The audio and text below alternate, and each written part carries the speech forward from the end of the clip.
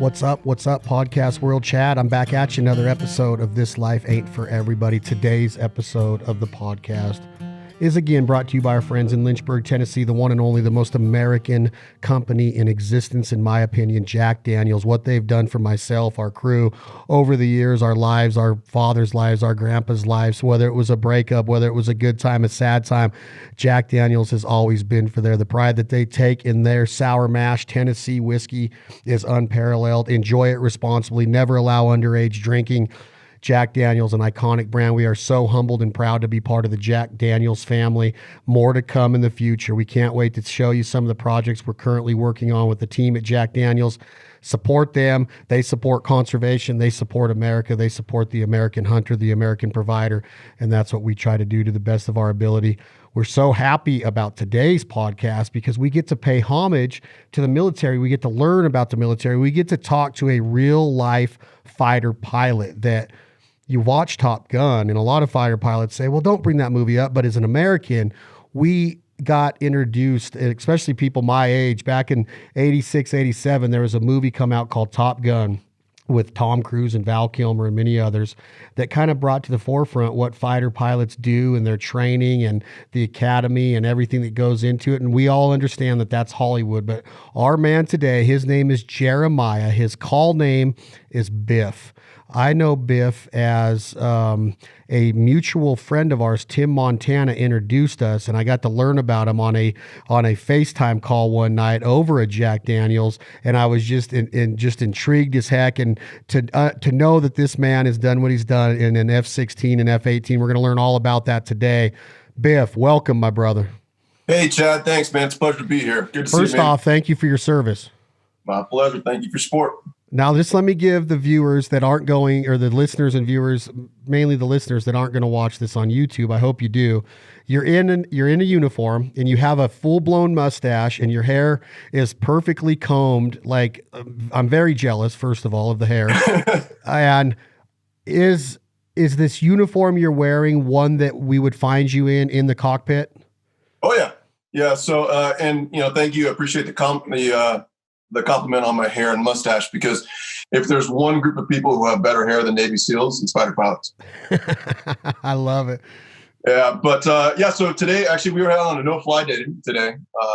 So I just was in doing a little bit of work in my office, but we're kind of, as the whole coronavirus thing has gone down, we've been on a very much kind of reduced schedule, down to like mission essential personnel. And then in my current position, I have to do a lot of work on some of the classified systems. So I kind of bebop in and out of the office. We have a whole cleaning crew that comes in, sanitize, disinfect, try to keep everyone as safe as possible during this whole coronavirus pandemic. When you say mission essential personnel, at one time in your career, would you have been deemed that? And are you saying that you're not right now and that's why you're not flying? Oh, no, we're still very much mission essential personnel. And I guess there's always levels of that, right? So by far the most mission essential people are the ones who are either heading out the door or currently downrange on deployment. What I do in my current position, I'm in a test unit. And so we execute operational tests for the Navy in the F-18 and then the EA-18 Growler. So we're kind of the final check on new systems, radar, software, weapons, things like that are getting put into the Rhino and the Growler before it goes out to the fleet. And are these some of the more advanced, updated, evolved aircrafts that our military and our fighter pilots are conducting missions in over in theater currently? Oh yeah. So the F-18, I fly I fly three versions of the F-18. I fly the F-18E, F, and then the EA-18G. So this is the latest version of the F-18. Obviously, the brand new airplanes out on the street are the F-35s. The F-35C, in particular for the Navy, is going out onto the boat very soon. It's just kind of about a year ago, it was deemed operationally ready, and the first F-35 squadron for the Navy was stood up. The F-35 version in the Air Force and in the Marine Corps has been stood up for a couple of years, and very soon, the very first F-35C squadron will be out there sailing the seas. Okay, so I have to ask some layman's terms questions to you, because when I first met you, I was just like, man, this dude has you do it. And the first thing that I always learn about military is that it's it's just another day to you guys because you are so trained and you're so good at what you do. And then you find a person like me that never enrolled, never went into the military. And I always ask, and I'm sure Tim does too, because Tim gets to work with a lot of military. I always ask Biff, like, do you guys ever look down on people that didn't do it, that didn't go into it, that are maybe trying to pay their respects to the military in a different format or show that they are warriors in a different format? I don't know if that question makes sense, but I always often wonder if a guy like you looks at a guy like me and says, man, he's just living off of what I've built and what I defend. And I know that you guys don't, but a lot of times that comes over to me because I always wish, like, damn it, I wish I would have had the means to do what Biff is doing, because I don't know if you could live a more fulfilled life than, first of all, defending our freedoms in our country, but then doing it in a freaking F-18 and knowing your way around that and flying it. So talk to me a little bit about your lookout on the American public and how a fighter pilot views the people that you meet, like myself or Tim Montana or somebody that didn't necessarily serve. Yeah, I mean, probably the common denominator that most everyone's going to have is like they're really grateful for the opportunity to do it, right? Like I am grateful for every time I get to climb in the cockpit, fire up the motor, strap in, and then ride that airplane up into the sky. Like I'm super grateful for doing it. And as far as like when you look at people who like chose a different path in life, like who didn't serve, I think your podcast name kind of says it all, right? Like this life ain't for everybody. It certainly isn't, and that's fine. That's part of it, right? Like everyone's got to make different choices in life and follow their callings, follow their passions, follow what they want to do. For me, I knew from day one that I can remember, like that serving in the military was going to be a part of my life. It's maybe not going to be all my life. I've been doing it for 15 years now, active duty. But I kind of knew that it was going to be a part of my life. Like I grew up in a military family. Both my parents were in the Army. My granddaddy was in the Air Force for 30 years. And then we kind of got service going all the way back to the Revolutionary War in my family. So it was just kind of part of it. My aunts and uncles were all in the military in various branches. My sisters both were in the military. My cousins are all in the military. It's just like being in the military is kind of what we do in my family. And it was just kind of like a natural choice for us, but it was certainly not you look down on anybody else that doesn't do it. You're just really grateful for the opportunity to be able to serve. So when you say that you knew from day one, tell me about that. How did you know that it was your calling? And then take me through the transition of the actual pilot part of it. Sure. Did you always have an admiration and just this desire, overwhelming desire that you wanted to fly? Were you always intrigued by aircraft? And take me back to the days when you knew, how old are you right now? Are you in your mid 30s? I'm 37. It's 37. So you've been serving since you were 22 years old.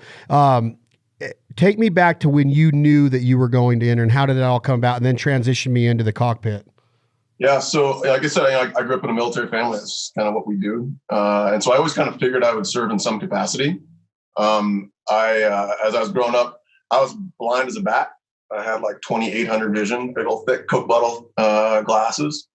But I was always fascinated with flying, mainly because of my granddaddy. My granddaddy flew bombers in World War II and then all through the Cold War. And so I grew up, asking granddaddy for World War II stories and flying stories. And then when I was a kid, I think I was probably 3 or 4 years old, we had a big family gathering and we all watched Star Wars, like all three of the original Star Wars one night. And everybody else fell asleep, but I was just fascinated with Star Wars and being the greatest fighter pilot in the galaxy. I think those two influences, like my granddaddy and Star Wars, and then wanting to be in the military, just like really captivated my just my attention, and kind of was my goal throughout my whole childhood. And then I kind of figured out about halfway through middle school that when you're blind as a bat, you can't go and fly airplanes. So then I kind of started looking at doing other things in the military, right? Like looking at going to the special operations, going infantry, doing Marines, any number of different things in just being in the military, because that's kind of what I always wanted to do. And then as I was in high school, so I grew up, I was born in Tennessee. So it's appropriate that, you got Jack Daniels is one of the sponsors because I always appreciate being back home. So I was born in Nashville, and I grew up on a little horse farm in Lexington, Kentucky, kind of out in the middle of nowhere. And I really just wanted to get out of there and go see the world when it came time to go to school. And so I fell in love with like snow skiing and whitewater. And so I kind of wanted to go to school out in Colorado. So I was looking at different schools out there, figured out that the Air Force Academy was out there. I'd gone and visited when I was a little kid, so I started to look at that a little bit more. I went out to the academy, and when I was there, this was in, I guess, 2000 timeframe, I found out that the Air Force had started allowing laser eye surgery. And so this little dream that had kind of always been on the back burner for me of being able to fly jets suddenly was going to maybe be a reality. So I initially didn't get into the academy. I kind of got into one of the later rounds of admissions. I was actually one day away. I was just going to go to school at like CU Boulder or somewhere and just go to Colorado. And then the congressman called me and was like, "Hey, congratulations, you're going to the Air Force Academy." I was like, "Oh, okay. Well, I guess I'll go do that then." So I went out to the academy in 2001 and then graduated in 2005, full of pride. And then went into the training pipeline after that. So before we move on, you went and got the surgery and then did not make it into the academy, and then you had vision right now, and then all of a sudden you're like, "Well, I got the vision, but I'm still going to go to Colorado." Then the congressman calls you? Yeah, no, sorry. So I went out and did a visit, and I was still blind as a bat. Went out and did a visit, found out that they were allowing the surgery and that the Air Force would actually do the surgery on me. So I went to school, and then in between, I think it was my 2-degree year or junior year, I kind of went and they did I had the PRK surgery done. So it was about a pretty miserable week of having the laser eye surgery and then the recovery from that. But afterwards, I had 2015 vision, went from 2800 to 2015, my junior year at the Air Force Academy. And then that kind of put me on a path that I could then go and fly. All right. So that's where it gets interesting. I know that everything's interesting, in different aspects, but now you actually are in a position to where you have this back in front of you. Like it was a dream. It was on the back burner. Now here it is, right? Yep. You look at a UFC fighter, Biff, and you're like, do you get nervous? And heck yeah, they do, right? They got to be nervous to go into that octagon and to get to make money getting punched in the face, right? How intimidating was it? And how nervous were you when you finally were like, man, this is reality now. Like I might be in an F-18 doing maneuvers and missions and not just flying, you're going to be flying over wartime airfield. You're going to be in theater. You're going to be on missions. Was there thoughts going through your head like, well, maybe I don't want this reality anymore? Or did you just go full bore when it was time to roll? Nah, I was pretty into it. But you take it in baby steps, right? So when I was at the academy, they've got a whole bunch of aviation programs there. So the first one that I did was I learned how to fly gliders while I was at school. So I remember the first time then climbing in a glider and like, okay, I'm gonna fly this, glider around. Having the instructor kind of show me how to do it, how to do the takeoff and the aero tow and then release, and then just kind of act like a little bird flying around there. Did that a couple times, was good enough to then, all right, they're going to trust me with the airplane solo. And that's always one of for any pilot, that's always a really important time in their aviation career is the first time you get to take an airplane solo. And it's like, all right, you're going to break ground and it's up to you. Ain't nobody else going to save you when you're up there. You got to do it all yourself. So that was like a really cool growing experience as an aviator, your first solo. So I did mine on the glider, and then I figured out that I really enjoyed doing that. So then I kind of worked up and started teaching other cadets how to fly in the glider, and then went into powered flight, got my private pilot's license. And then the first time, they kind of hand you the keys to a powered airplane. They're like, all right, go take it solo. Make sure you can come back and land and don't screw it up. It was pretty cool. And then that just gradual progression happens all throughout the rest of training until someday, you're given the keys to a multi-million-dollar fighter jet, and it's like, all right, time to go to war. And that's not intimidating. That wasn't did that cause a certain nervoso right there of now you are in the F-18 and you are going over on missions? Yeah, there's always a little bit, but you just kind of take it step at a time, and you trust your training, you trust your abilities. There's a lot of guys and a lot of hours that have gone into it to prepare you for it, so that when the time comes, you want that. Like when it comes to deployment time, for me, that's all I ever wanted to do was go deploy and do your job. So you do your job. You do your job with the best training in the world. Are you scared to die? Like when to have the mindset of a fighter pilot doing what you do, are you 100% confident in your training and your ability? Obviously you have to be, but is there still a fear in the back of your mind when you start to take off and get in the position to be in theater? No, not really. You're ready for it. You're ready for it. Do you think you were born with it? Certainly, there's certainly a, the nature versus nurture debate. Yeah, absolutely. I do think that I was born with that desire to do it. And then that was enabled and grown by my mentors and by the training. Do you think that the conversations with Granddaddy and growing up nurtured it more into you of like yeah, let's go kind of like maybe if your granddaddy would have happened to be Vince Lombardi, you might have been the same way on the gridiron, but Probably. this was what it was, right? This is what you were destined to do pretty much. Oh yeah. It's one of my favorite things. So like my granddaddy, he was a navigator on B-29s. So he was one of the guys that was firebombing Tokyo in World War II, flying out of Guam and Marianas primarily. And then towards the end of the war, I think they were in Okinawa after the battles in Okinawa. He was flying out of there. And we used to sit on stumps down by the lake, and he would sit there and point out all the stars that he used to navigate to and from Japan by. And, it was telling me stories about like when they were training, I think it was in Guam or maybe somewhere. Like he was in training. It was a Sunday mission that they were going on, and Granddaddy really wanted to go to church. And so he slid to another crew to go later in the afternoon. His crew took off, and then they flew into a mountain, and everybody was killed. So I think from a early age, you just sort of accept that when you sign on the dotted line to join the military, you're going up to and including your life. That's just kind of a given. That's part of it. Everybody's got to die sometime, right?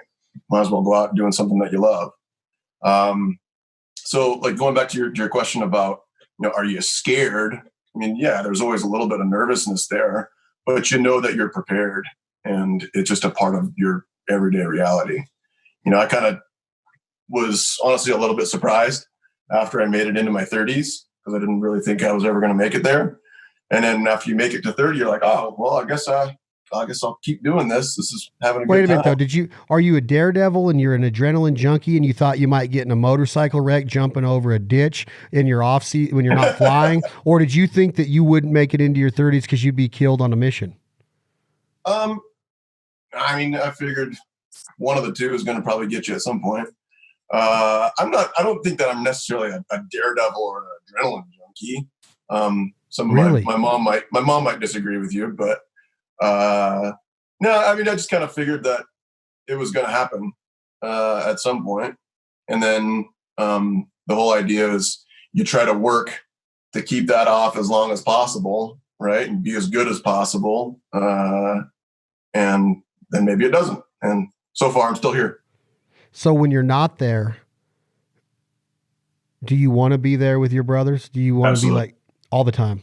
Absolutely. So if you had it your way, would you work 40 hours a week overseas in mission and then come back here for the weekend and then go back over there? I know that that's far-fetched, but if you had it your way, would you be over there all the time doing that on just one deployment after the next? It's interesting, right? Because as soon as I always kind of figured, like we usually do about 6-month deployments or so. So the first couple months that you're there are awesome. You're getting into the fight. You're in a good battle rhythm. By month 4 or 5, you're kind of tired of the same thing, and it becomes Groundhog Day. And then by month 6, you're really kind of ready to go home for a bit. And then usually about a week after I would get home, it's like, okay, I'm ready to go back. Wow. So yeah, I mean, and if they were to come to me tomorrow and say, hey, you want to go deploy? My bag's already packed. I'm ready to go. It's like you're a musician. It's like the same theory. And you're talking about giving your life up and fighting in war as a musician is like, can't wait to get off the road and go see my family. But then he's there for he or she's there for 3 or 4 days. And they're like, can't wait to go back out and see the fans and be around the energy of the crowd. Right. It's like just different levels. And I know that's, it's not like the exact correlation or it's consistent with what you do as a fighter pilot, but it just blows my mind that when you're in enemy territory like that you can't wait to get back. It just doesn't make sense. It doesn't trigger in some normal person's, not normal, like you're not normal. I'm not saying that. I'm just saying that people that don't do it, like myself, it doesn't trigger me. Like, how could you ever say that you can't wait to get back to enemy territory? But you hear it consistently through warriors like yourself that's what they live for. Yeah. Well, I think, everyone, man's search for meaning and purpose, right? Like you want to do things in your life that you derive meaning and purpose from. For me, there's been no greater experience than going to war. Like going to war, I got better when I went to war because you find real purpose there. Like you never matter anymore, particularly as a fighter pilot, right? Like flying over in Afghanistan and you are the close air support for the 18-year-old on the ground with a rifle. Like you are his lifeline. You are the key that can bring him home with the weapons and the ordnance that you bring, right? So it's like all about, can I put bombs exactly where they need to be, exactly when they need to be there, get there, save those guys, bring them back home. Like there's nothing in the world that's like that. There's absolutely nothing in the world that's like that. And you never matter more than in those moments. And that's important. And how many of those quote unquote moments have you been involved in, Biff? First off, but I want to make sure that I respect your intel and everything. Is it kosher for a person in your status and your experience and your tenure with the military to be able to talk about specifics of being over there? Is it kosher? Is it ethical? And then obviously the next part of that question would be the warriors that come back and take it to the levels of Hollywood and scripted and make money off of what they experienced in that. I don't know if you're even allowed to talk about that point of view of what you've experienced and how do you look at the ones that come back and write the books or get the movie deals. Sure. There's different levels of talking about it. Can you talk about it on a podcast? Can you talk about it around a campfire? Emotionally, can you manage it and talk about it with what you've experienced and seen? I don't want to disrespect any of those parts of what we're getting into here as far as the actual missions go. So just tell me where you stand on that a little bit. Yeah. Obviously we don't talk about anything classified, right? Like I'm not going to reveal classified data or specifics of missions or techniques, tactics, procedures, things like that. So you don't get into any of that stuff. But I think it's actually really important to be able to talk about what happened. There's a great book called On Combat and On Killing, which were written by an Army psychologist that talk about, how is it that you find a place for the experiences in combat? And one of the things that he talks about is it's important to be able to talk about it and to find a way to divorce the memory from the emotion of it, right? Like if you can do that and you can hold on to the memories, but divorce it from the emotion, that's how you prevent the post-traumatic stress from becoming post-traumatic stress disorder. So it's important to talk about it. Honestly, the best place to talk about it certainly is around a campfire. And, guys that take it and write books and go to Hollywood, I certainly got no problem with that. It's probably not going to be a path that I'm going to take. But I think it is very important to be able to talk about that kind of stuff. And, for me, like my experience and especially, being a pilot, you're pretty far removed from a lot of the person-to-person violence, that a guy would experience on the ground in ground combat and hand-to-hand combat. We're pretty far removed from that. And so it's a different experience, certainly flying combat versus being on the ground. And so they're two different experiences. But it's important to be able to find a place for it and to be able to talk about it. So yeah, I don't have any problems with talking about it. I think it's important to do. So when you're on a deployment of 6 months and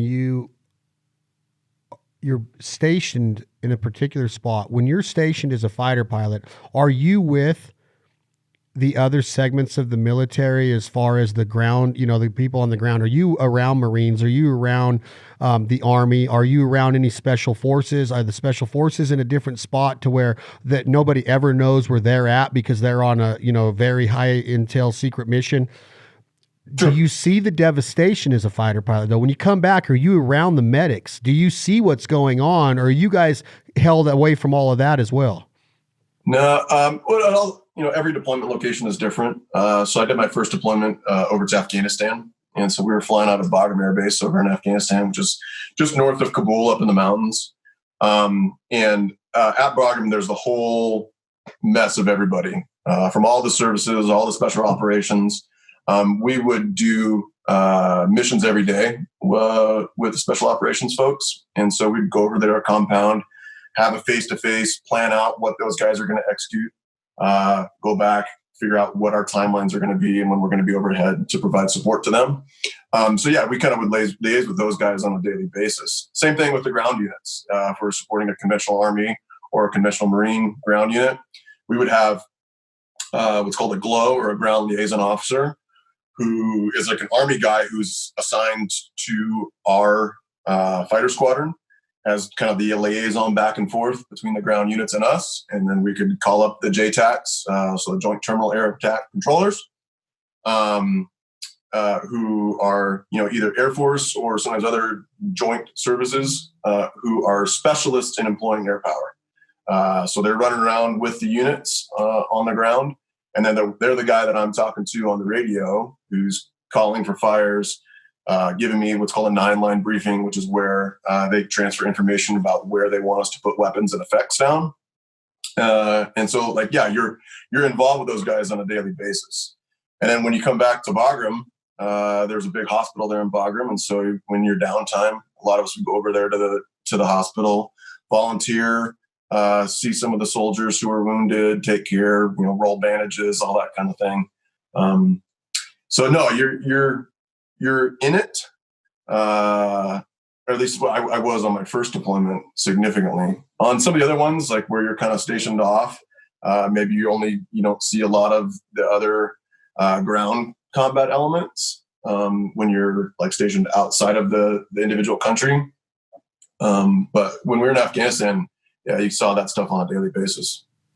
And were you prepared for that? Did it get to that point to where you had to talk about that? Because I would assume seeing your brothers and sisters in harm's way and wounded and volunteering at a hospital like that would leave images in your mind of, man, this is real. This is like, can you get that out of your head? Did that mess you up at all? Or have you always had the mental capacity to be able to separate it? I was always pretty good at separating it. It really reinforces how important it is to do a good job, right? Like to be the guy that doesn't screw up. That there's I don't know if you've ever seen that movie, The Right Stuff, where it kind of talks about like test pilots in the 1950s. And, the prayer of almost every single pilot before they go on a mission or do anything is, "Dear Lord, please don't let me screw up." So that's kind of like the most important thing there, is just to not, so being around that, I don't think it certainly left me with indelible images and memories, but I don't think it like on an emotional level has hindered me. It just left me with a real impression of how important it is to do a good job. Did you ever question yourself? Did you ever get questioned on a mission to where you didn't do a good job or a mistake was made? Is it inevitable that a mistake will be made? Yeah. I mean, I've never flown a perfect sortie yet. Nobody has. And thankfully on the combat missions, I haven't had anything that went absolutely terribly wrong, where I screwed up so bad that, you're going to get hung out to dry or something like that. Thankfully I've been able to, I've both been lucky and good. And like my grandmother said, it's better to be lucky than good sometimes.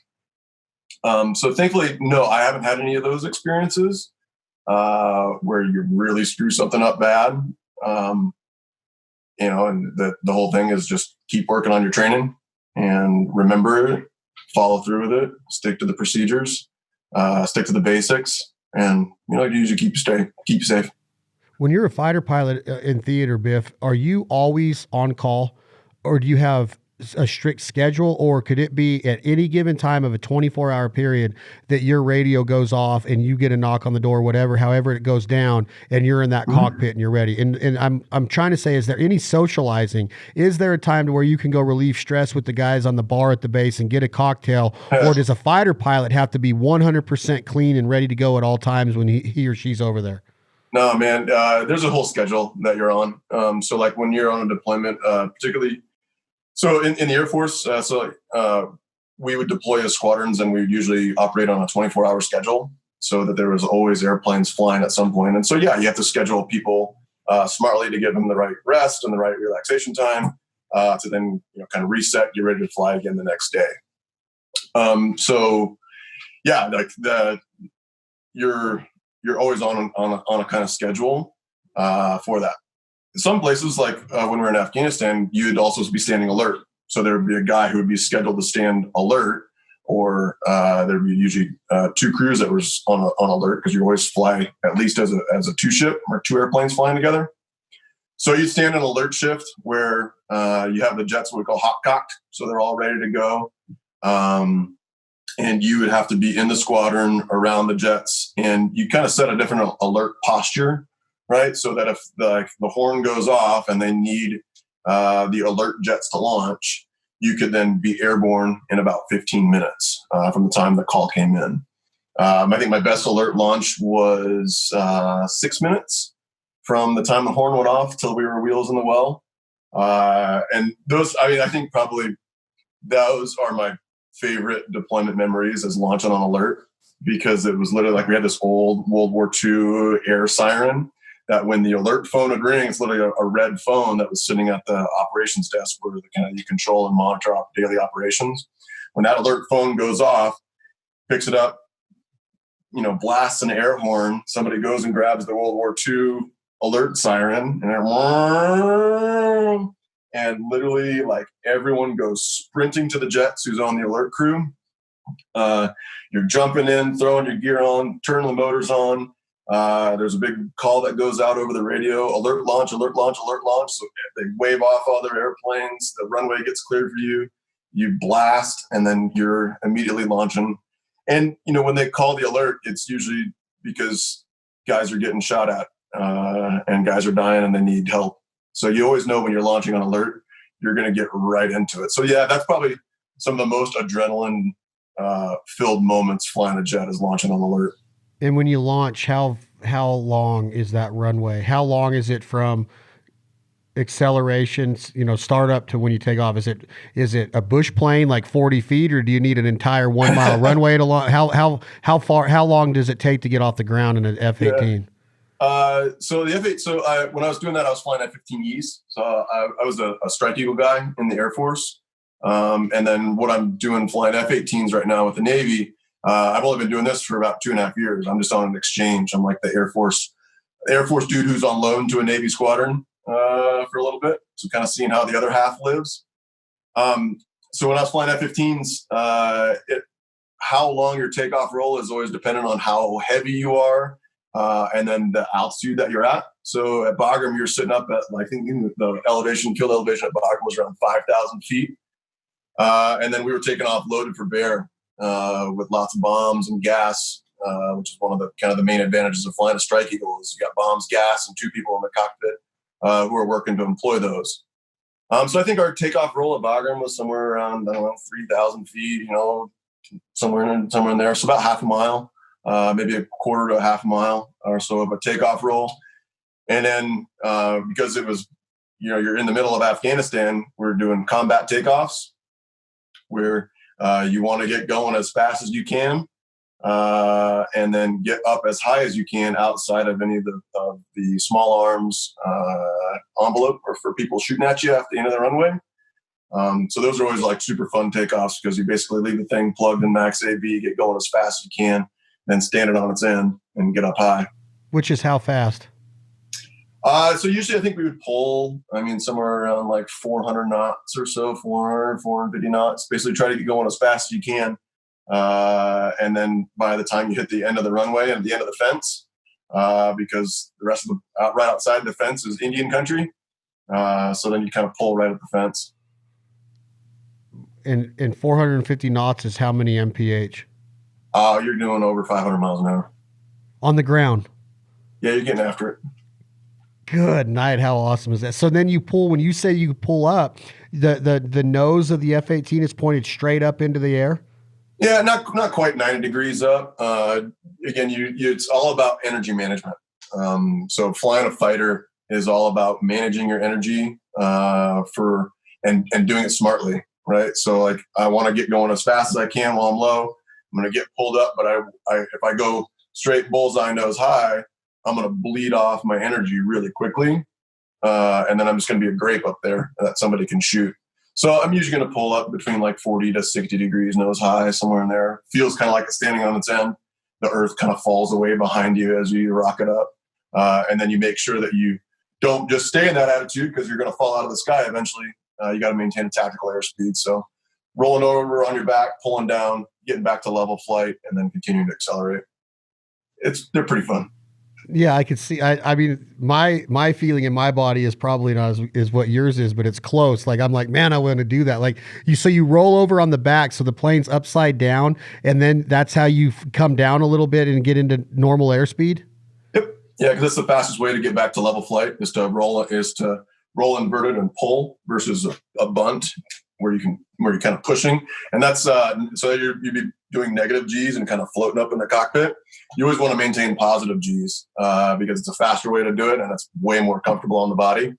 And plus, you're flying a fighter for a reason. Go upside down. So as a commercial pilot, you have air traffic control to watch the skies, and they have towers everywhere, and they're watching whether it's weather, they're watching other aircrafts. Is a tower built in a war zone? Do you guys construct a tower and erect something that you have an air traffic control guy that's doing the same thing that a ATC person would be doing commercially in America? Yeah. So like you'll have the control tower at Bagram was literally the old control tower. They built a new one a couple of years after we took it over, in 2001. But like when they first established the airfield in 2001, they had combat controllers that went in, took over the airfield, and they were using like the old like Afghani Russian control tower for a long time, controlling airplanes in and out of the airfield. They eventually built a normal one. So there's a big control tower there at Bagram, just like any other airfield, and it's staffed with just military controllers. When the siren goes off and that red phone rings and you're on alert and you're in the cockpit, is it vary with how far you are? Obviously it does. So give me some ideas of how far were you from that combat zone to where you were headed, to where you were getting in position to start firefight or drop bombs. Is it miles? Is it hundreds of miles? How far is it? It could be any of the above. A lot of the times, like when I was there, we were flying primarily in the eastern part of Afghanistan, up in the mountains, places where artillery couldn't reach to get to our soldiers on the ground. So we were their fire support. So usually it would be within a couple 100 miles, which in an F-15 you can cover pretty quickly. And then down to my closest alert launch was I launched off the runway, did a circle, and then dropped a bomb a mile off of the end of the runway because there was a firefight going on right outside of the base. Wow. Yeah, that was kind of a wild one. An F-18 gets up, goes a mile, drops the bomb, then comes back and lands, or do you go back up and you're ready for the next command from? Yeah, we stayed up there for a while in that particular instance because the firefight was going on for a while. So we stayed overhead for probably 30 minutes or so, dropped a couple of weapons, and they had launched helicopters from the base, so we had Apaches on station as well. Yeah, it was kind of Bagram's not a place that you should attack. That's really a dumb move on the Taliban's part. It was. Yeah, it was really dumb. They didn't make it out of it. They did not. No. Now, and you can answer, you don't have to answer obviously, but is there a lot of casualties on our side when somebody gets close to the base like that? Do they catch us by surprise? Thankfully, no. Wow, that's so awesome. Yeah, thankfully, no. We didn't lose anybody. This was in, what was this, 2010, right? They actually they actually tried to jump into the wire. Unfortunately, they picked a really poor place to attack because they attacked the Rangers compound. And so that's not a place you want to attack on a base. Just because Rangers are such badasses? Yeah, why? They're pretty awesome. They're some of my favorite people in the world. I love them too. I know I've had the pleasure of meeting several through hunting and through our brands, and went down to Florida and got to go to the Ranger Battalion down there and hang with them and train with them, do some of the snake training and God, it's so cool. Why do you consider them some of the coolest? Are they special forces to a point to where everything that they're doing, from jumping out of airplanes to the ground support, their missions are you just never know what you're going to get as a Ranger? What makes them so invaluable? Yeah, I mean, obviously I ain't a Ranger, but they're awesome individuals. So, the Ranger Regiment in particular is America's premier light infantry unit, right? So they're there, and they're a special operations unit. So they can come in by air. They do a lot of water training as well.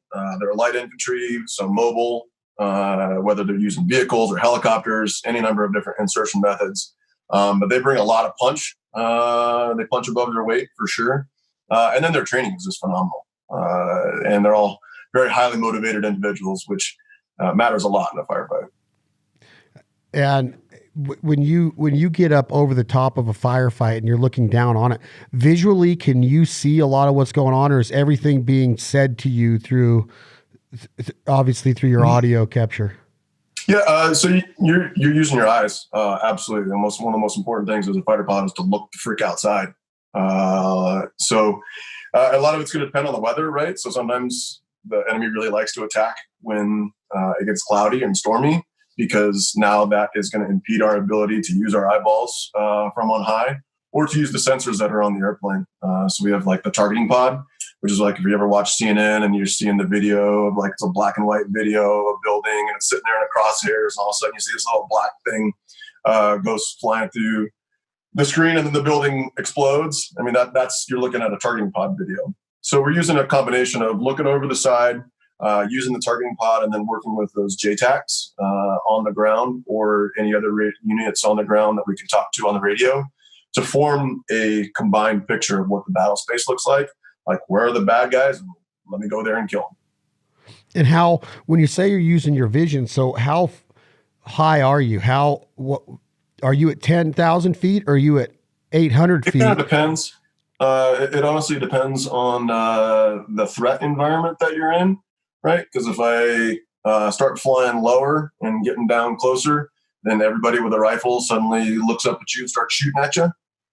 So it depends on the threat environment, right? If I get too far away, now I can't use my eyes, and now I have to use just the sensors in the airplane. So we like to kind of hang in a close air support role, in the 10 to 20,000 foot regime. That kind of it's a good sweet spot between, it gives you enough look down that you can see the whole battle space, both with your eyes and with the sensors, and then you can employ weapons and get them the right kinematic effects.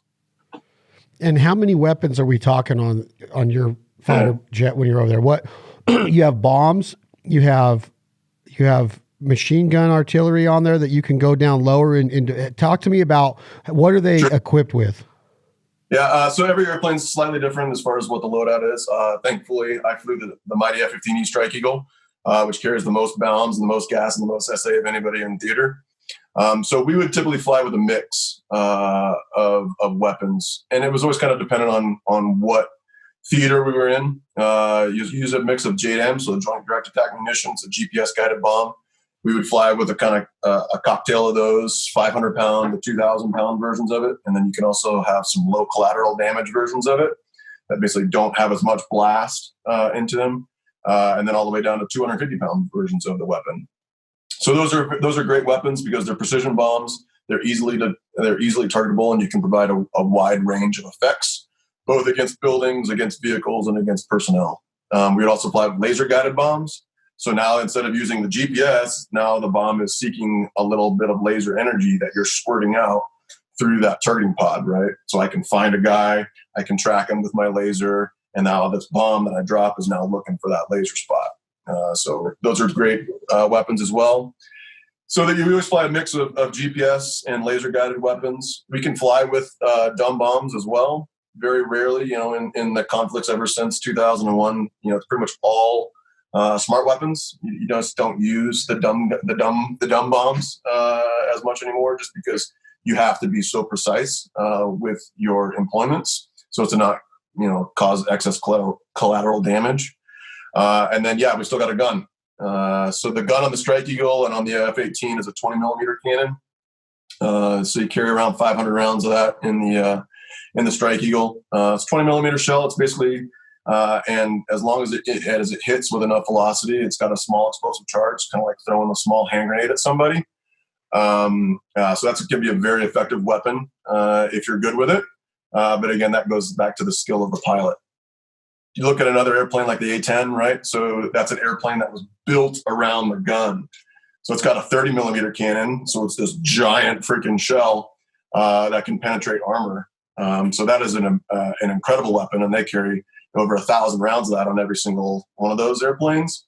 And when they're flying slow and with their really good ability with that gun, the A-10 is a monster in a close air support scenario. And what about you as the pilot, the talent of Biff? Are you good on all the weapons you just named off on the F-18 and the fully loaded version that you were lucky enough to be flying? I don't know that I'm talented, but I'm pretty darn good at it. Are you? Yeah, I'm good. Okay, so I want to talk about this, and it's not arrogant to me to hear you say this. I'm very infatuated with your ability to go up and be able to hit targets with 20 millimeter, 500 rounds. You have bombs. You're equipped with all of this different variation of weaponry. What made you? Is it your instincts? Was it all training? When you're in theater, is it all instinctual now? Are you going back? Because you can't get a manual out. You can't read anything. You don't have time for that. Is it 100% instincts now? If it's not, if you say that you don't know if it's talent, what makes you be able to have that adrenaline going? Because now you're going from a Travis Pastrana, who's a mutual friend of you and Tim and all these guys. You go from that adrenaline, but now you have to be responsible enough to be aiming weapons and taking lives and protecting our soldiers and getting him or her out of there. What makes you good at it? It's all the training, man. It's all training. It's all training. So it's because you want to get the training to a level that the training is instinct, right? So that I don't have to think about how to fly it. I don't have to think about how to drop a bomb. I don't have to think about where to put the airplane to be on the right parameters to employ the gun.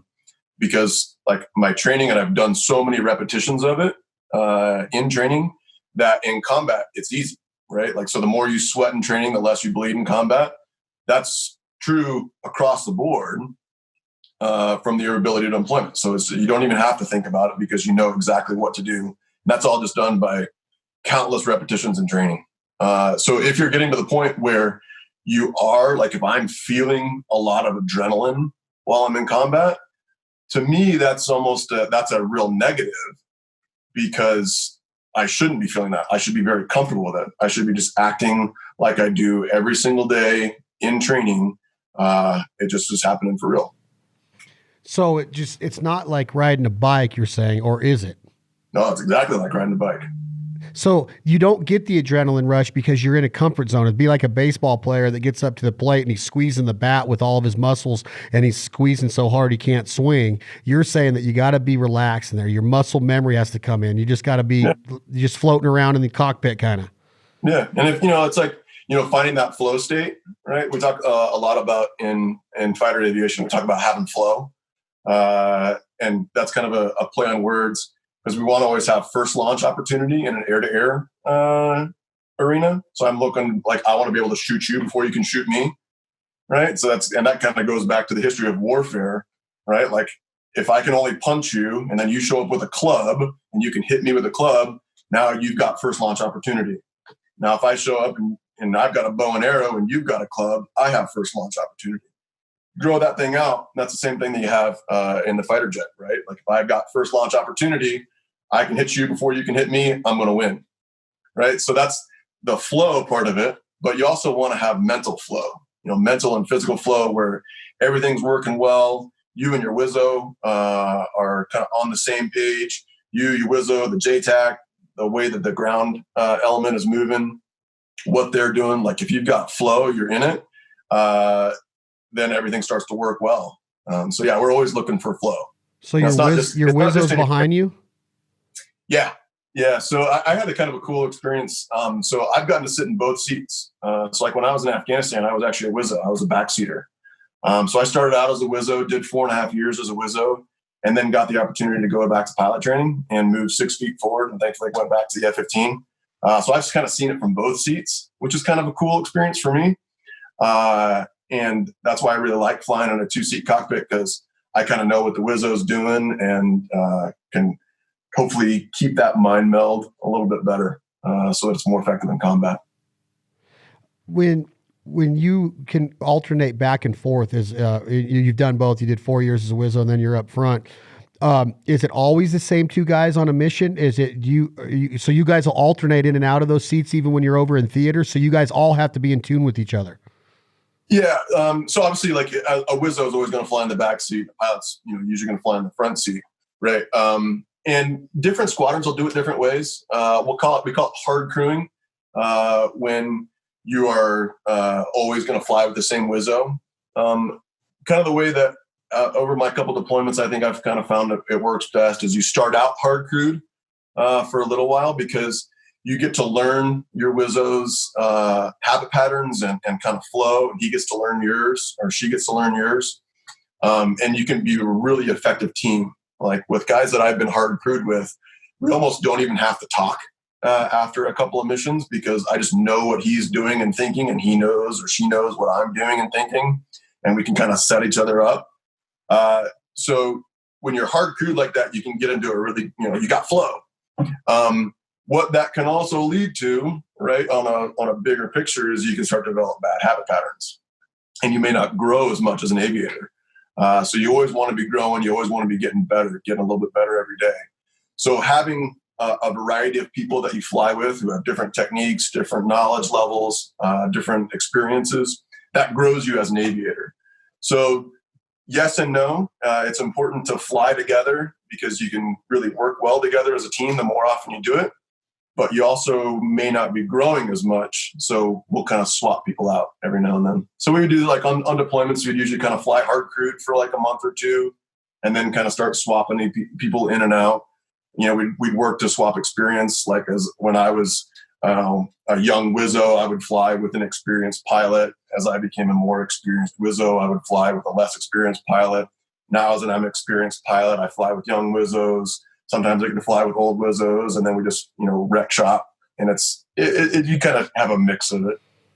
So if a Wizzo's not a pilot and something happens to Biff as the pilot, you have a heart attack or you faint in the cockpit, God forbid, can the Wizzo take over that aircraft and successfully stay in combat? Or does he or she have to turn around and return to base right away because they're not ready to take that aircraft into combat? Yeah. So one of the nice things about flying a Strike Eagle is that there's actually full controls in the back cockpit. So the Wizzo can take the jet, has got a stick and throttles, can actually fly the airplane. And a lot of Wizzos were really great at flying airplanes. I like to think that I was pretty good at flying from the back seat. That's why I went and ended up flying from the front seat. But it's again going to be like an experience thing and an ability thing that they could fly the airplane and the Strike Eagle. I mean, if you're in combat, right, like you're going to need to have both people fully engaged. So I imagine if I had like some catastrophic thing or I got shot, God forbid, like hopefully the Wizzo is going to take me home and save my life. There've been a lot of instances when the pilot is kind of screwed up and the Wizzo ends up taking the airplane and saving the day, which is a great thing in the F-15. In the airplane I currently fly, in the F-18, in most of the versions and in the combat versions of it, there isn't a stick in the back. So you're kind of on your own up there in the front, the Wizzo's got a couple of ways that they can use the autopilot functions in order to maybe save the airplane in the F-18. But the F-18 Wizzos don't fly as much as like the Strike Eagle Wizzos do.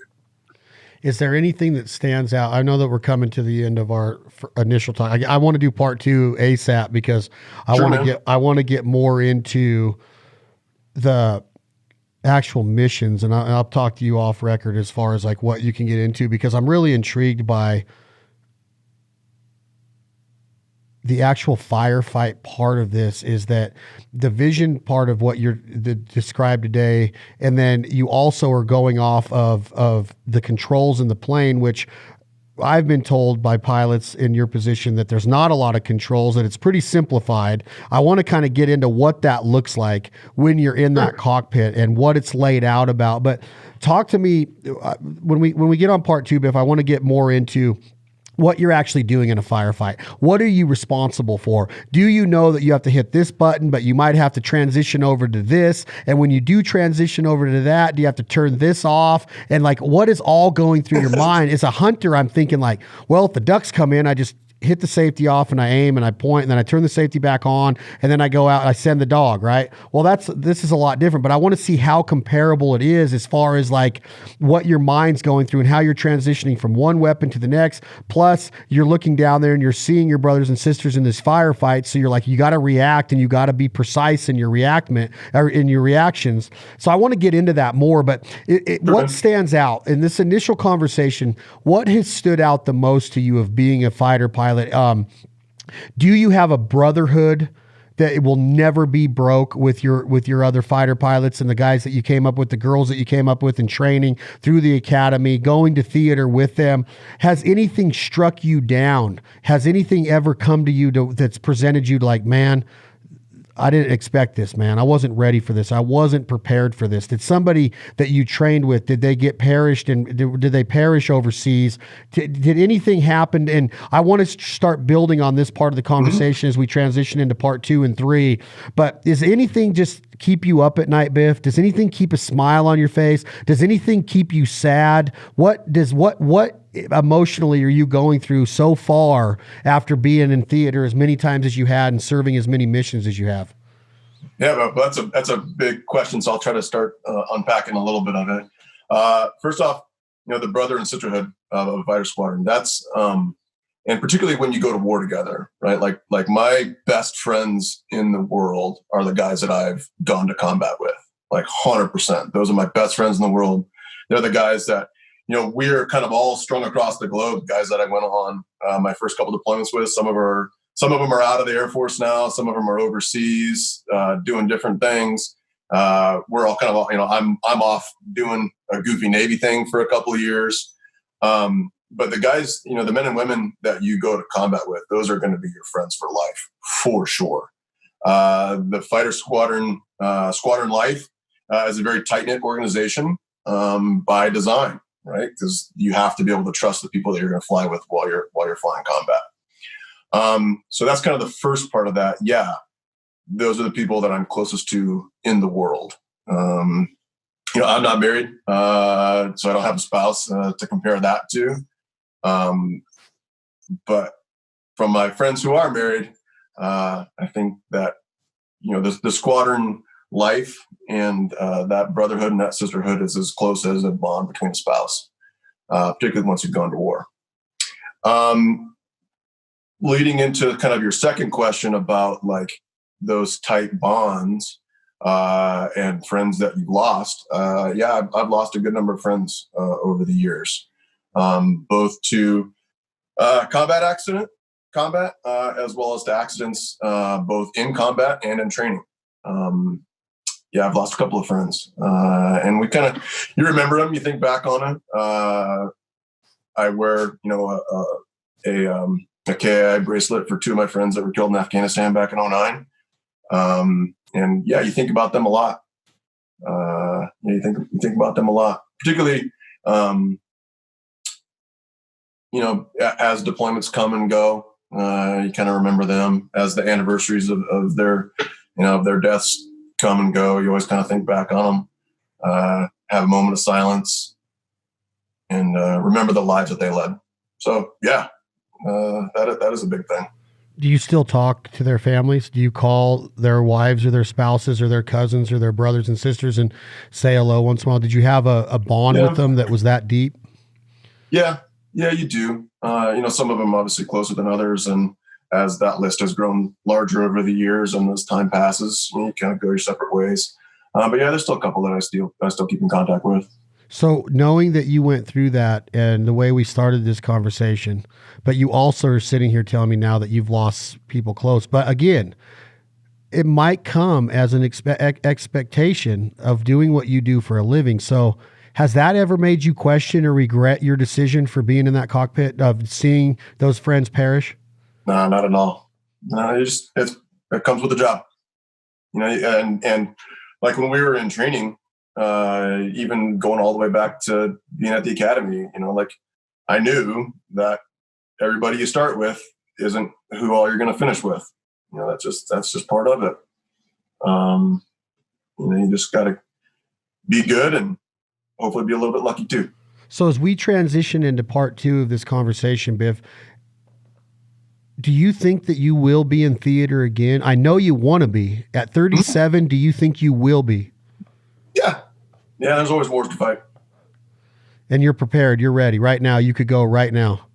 Bag's already packed, man. Are your abs in good enough shape? Like, do you have to have strong abs to be in the cockpit? Like, how important is physical training? I want to get into this in part 2 too. Sure. Do you have to stay in top tip physical training to be the best fighter pilot imaginable? Like, do you got to have a strong core, your abs, your neck muscles, your bicep? Do you have to be a physically strong person, or do you maybe not have to be, but does it help?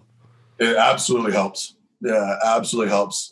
Because if you can't take the G-forces and you're physically suffering while flying an airplane, you're not going to be as mentally engaged and be as effective in combat. So absolutely, you have to, and it helps to be in the best shape possible. So I want to get into that. As far as your bags are packed and you're ready to roll, I want to get into the life that you live as we get into these missions you're living and you're in between deployments. I want to get into the regiment. I want to get into the mindset of when you're a baseball player and it's a month out of spring training, you might go to Vegas for one last hurrah, and then you get to spring training and you nut down a little bit and you start, really getting in shape to go through that 162 game. It's a grueling season for baseball.